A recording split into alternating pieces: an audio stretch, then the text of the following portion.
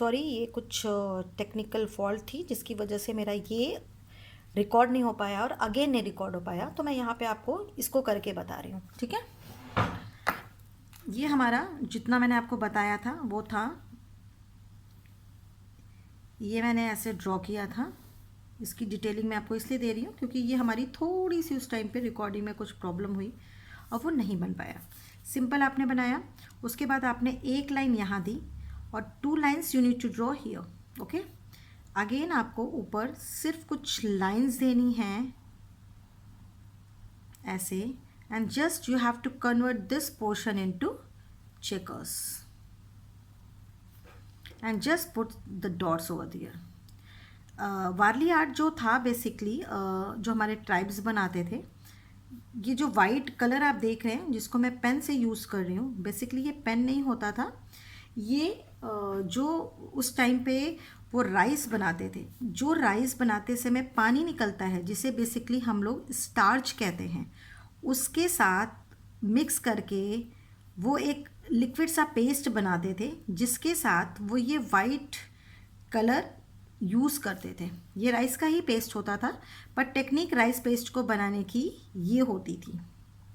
और चूँकि उनका डार्क सरफेस होता था जो कि वो बनाते थे, जैसा कि मैंने पहले भी आपको बताया, मिट्टी और गाय का जो गोबर होता था, काउ डंग जिसको बोलते हैं, उसके मिक्सचर से और उसमें कुछ पत्ते वत्ते डाल करके वो उसका मिक्सचर बनाते थे और वो अपने वॉल्स को पेंट करते थे।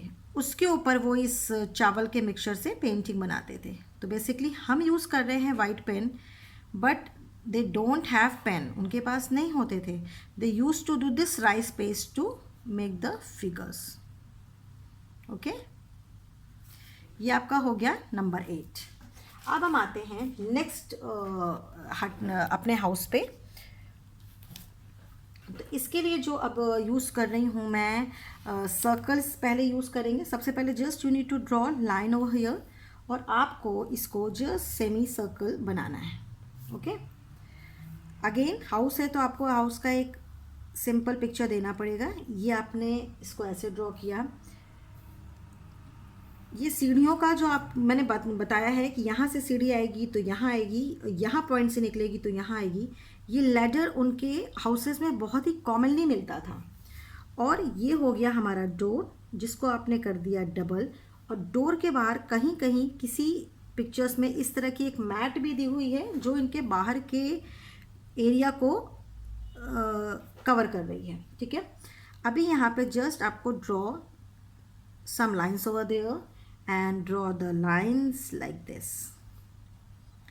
These are very basics and specific Varli houses. ये आपको इस तरह के हाउसेस आपको वारली पेंटिंग में ही दिखते हैं और ये दूर से रिप्रेजेंट होते हैं कि हाँ दिस इज़ वारली पेंटिंग। ये हो गया आपका नंबर 9। अब आता है यस, एक हाउस हम और बना सकते हैं, डिफरेंट टाइप के हैं बट ऐसे ही होंगे। तो उस हाउस को बनाने के लिए हम इस स्पेस को यूज़ कर रहे हैं।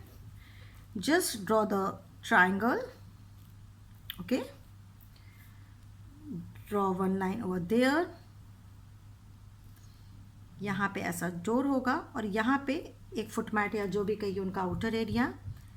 Just you need to draw 2 windows and some broken lines over here, okay, and just draw the line. Now you have got 3 parts, divide into 2 more parts, तो 1 2 3 4। ये वाला आपको just draw like this and draw like this। Number 10। आज आपने यहाँ पे 10 times के houses सीखे।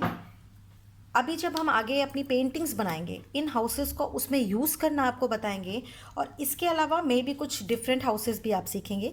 These are some basics Warli houses जो कि हमारे वारली आर्ट में बहुत ही फ्रिक्वेंटली देखी जाती है, ठीक है। तो बेसिकली आज का पोर्शन हमारा ये यहाँ कंप्लीट हुआ। नेक्स्ट पोर्शन में हम नेक्स्ट टॉपिक को कवर करेंगे। Till then take care, bye.